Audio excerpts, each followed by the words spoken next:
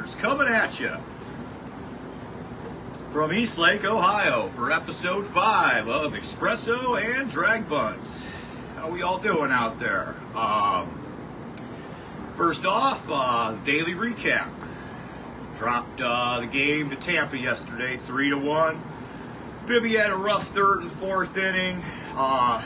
He powered through for a quality start, technically, but the bats didn't really do enough for us really to ever be in it, and we lost 3-1. Magic number stays frozen at 12. Unfortunately, the Royals won yesterday, so 3 games ahead of the Royals. Magic number still at 12. We got 2 more against Tampa, and then the big 4-game Twins series. The Twins are hanging on to the division race and fighting for their playoff life a little bit with the Tigers and sniffing distance of them. The Tigers are 3 off them. The Red Sox are 3.5 or 4 off the Twins. So the Twins are still in the same boat where they're mathematically alive for the division, but once you start counting games, they're closer to falling out of the playoffs altogether than taking the division. Of course, mind you, let's hope they can't take 3 out of 4 against us next week. That could fast track them a little bit, but I don't think we're going to let that happen at home. Still pretty confident. About 4 days ago, I started thinking, it's like, boy, if we really finish this week with a surge, win the first 2 Tampa games, or split the Tampa games, and maybe get some good luck in the scoreboard watchings, I could talk about how, mid-September, 5-game lead is it's late for a 5-game lead. It's nice and comfortable. We didn't quite get there. We're at a 3-game lead, so still more work to do, but I think we're up for it. Really proud of the guys for sweeping the White Sox. It's stressful when you have to sweep a team, no matter how awful they are, and such a close race, you really do have to sweep a team that's doing that bad when you're trying to maximize opportunities, especially when things get a little easier.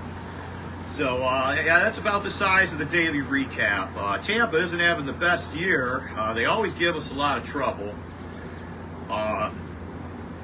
Yep, I know they got Taj Bradley on the hill tomorrow. They're undecided for today's starter, so whatever they do, that should be an advantage. Usually, we got Cantillo, who's coming off his retired 20-in-a-row start. And, with them having an undecided starter, people usually don't decide on a matchup 5 hours before first pitch that's going to give them a pitching matchup edge. So go ahead and give us the edge today in pitching as far as handicapping the rest of the series. Tomorrow's Ben Lively versus Taj Bradley. That's tough. Ben Lively slow down a little. I remember my second to last text recap, and this was 2 or 3 of his starts ago. I mentioned he was already 20 innings off his career high. Not to mention his career high was 2020, which was 4 years ago, so it's not even like he's building off a fresh career high, so that's a bit concerning, but hopefully we can do what we can with the Rays before this big showdown with Minnesota next week. While we're on Lively, injury-wise, obviously, if anyone didn't follow up, Lively's starting Sunday, so he did come out of that contusion pretty good. I figured he'd be okay with the bruise. It was just all about if the landing messed him up. I guess it didn't. Quan is out with a back thing. He was a late scratch yesterday. Boy, yeah, anyone over 12 years old knows a back injury can be 2 days or 30 years. Let's hope he's okay. He had that awesome throw at the end of the game, the last game he played, keep it as close as he could in the Rays opener to hose someone at the plate. Real time, it really didn't look like he had a shot at getting him. Hopefully, maybe he just sold out for that throw and tweaked something a little bit, but I don't know. We'll have to wait on that MRI. He should be okay. It's hopefully just a tweak, but leadoff guy with a back injury, you never know. So that's the injury front. We're happy Lively starting Sunday, and we are crossing our fingers waiting for good news for Quan. Again, they're not even waiting until Monday. I did read that they expect further medical evaluation on him today. So we'll see how that goes, and it's anything particularly decisive in one direction or the other that comes out, I'll be sure to post that on the comments and stuff of this show. And so that's about the size of relevant injuries for now. I guess as long as I'm on injuries, before jumping to the third topic, sort of the tail of the tape with us and the Royals, as far as fresh injuries that affect us. You know, the Royals have Vinny Pasquantino hurt. He was sitting on 100 RBIs with about 6 weeks to spare when he got hurt a little while ago. And we're not really, as long as Quan's okay, I should say, we're not really dealing with an injury that limits our team, you know, that's fresh to us. Obviously, Bieber was bad, but that's old news by now. So, you know, Pasquantino's hurt for the Royals. And, you know, we're relatively healthy as long as Quan gets out of this MRI unscathed. Also, on the subject of the tail of tape of us versus the Royals, we're a little bit healthier. Generally, in the last couple of weeks, we're playing a little better ball. We've had our rough spots, but we haven't had any, you know, 7-game losing streaks in the past 2 weeks like the Royals have. So, tail of tape-wise, battling the Royals, we're a little bit healthier. We're playing a little bit better. Schedule's a little more favorable. You know, you can hem and haw. Us and the Royals both still play some tough teams, so that's more or less a wash. But after this Twins series, we have 3 road games against the Cardinals, and that's it. So home cooking in September with, you know, still this handful of games left and only 3 road dates on the calendar. Playoff rotation. Bibby 1. Boyd 2, Bibby 1, Boyd 2. I hope Cobb's back in time. He'd be the 3. And it's kind of an interesting debate, you know. A lot of times in the modern playoffs, maybe you open with 4 starters and then you kind of like shed that, like a snake sheds its skin frequently, and you know you go from 4 to 3. So I always say you need, you know, a 3.6 man rotation in today's playoffs or whatever. So. Assuming Alex Cobb's relative health, what do you do with the Gavin Williams, Ben Lively debate for the 4th starter in the playoffs?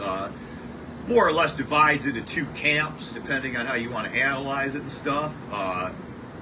Gavin Williams, as far as 2024 body of work, you know, he's given us a uneven 2 months, a few flashes of good pitching. Certainly a handful of subpar and poor starts. So, you know, you could be like, Lively's been reasonably reliable for us all year. Certainly Williams has a better pedigree and future, but 2024, Lively's our guy. Or you could go to the other side of the aisle and, you know, champion Lively's bullpen experience. Say if it's about a wash, why not use Lively in the bullpen and, you know, not even worry about how Gavin Williams will acclimate to the bullpen. Go from there. And not to mention Williams' upside, maybe more potential to once in a while give you a 6 or 7 inning game. You know, Ben Lively length is not his strong point, even when he's pitching pretty good. Whereas, you know, when things are flowing and going on all cylinder for Williams, he can pretty much, you know, befuddle people and cruise through 6 and 7 innings. It hasn't happened nearly as much as it did in 2023, unfortunately, but we've seen it in him. It can happen. So, you know, that's going to be a lot to think about. That's a tough one, and hopefully that is where the decision lies. And we're talking about this as the 4th starter, and Cobb's blisters don't have a setback, and it doesn't become more stressful about debating these 2 same gentlemen as the 3rd starter. So, it's about where we're at on playoff rotation. After Joey Cantillo's last start, it's fair to say, recent body of work's always considered, he could force the discussion a little bit with a strong September, and fine with that. Nothing wrong with more options, muddy the waters. He'd need a pretty strong finish to get rotation consideration, but could happen. We'll see. We'll see how he does tonight. It'll say a lot. Like I said, I don't want to take away too much from last week's performance. You retire 20 big leaguers in a row. It's incredible and it's impressive. But was it an outlier of an extremely favorable matchup? The White Sox are 103 games under 500. So we'll see. Like, I choose not to just like chalk it up to the matchup and say that Cantillo's legitimately taken a step forward. And how does he affirm those beliefs? He goes out and does it against a lineup more capable than the White Sox, you know, as in any other big league lineup, such as the Rays, who he faces tonight. Class A for Cy Young. That would be cool. It's not happening. He doesn't deserve it. Even Homer Homerson here says he doesn't deserve it. You know, Scooball's been dominant enough. You have to respect league trends. Whether you agree with it or not, you know, you have to honor the tradition where this is a starting pitcher's award to lose. The reliever has to come and take it. And, you know, if it was one of Blake Snell's NL Cy Young years 2 or 3 years ago, where, you know, he went like 11-7 with a 3.45 ERA and respectable strikeout totals, then I could see it. But it's like, yeah, Class A, we're happy to have him, best closer in the game, transcendent talent, but he doesn't deserve the Cy Young.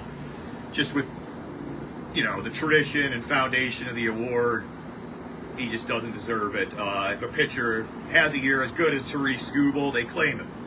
It's too bad. We take Skubal out of this argument. I take the Pepsi Challenge with Emmanuel Class A for Cy Young for anybody. But fortunately, this argument very much does involve Skubal. Guy's scary. Like I said, I hope the Twins regress next year, because otherwise it's a 4-team race next year. The Tigers are up and coming. They're going to be a problem. Not only they're going to catch the Twins, they're running out of time, but Schoolball's a monster. They got some other talented kids. And see, we got a pretty spirited Chief behind me.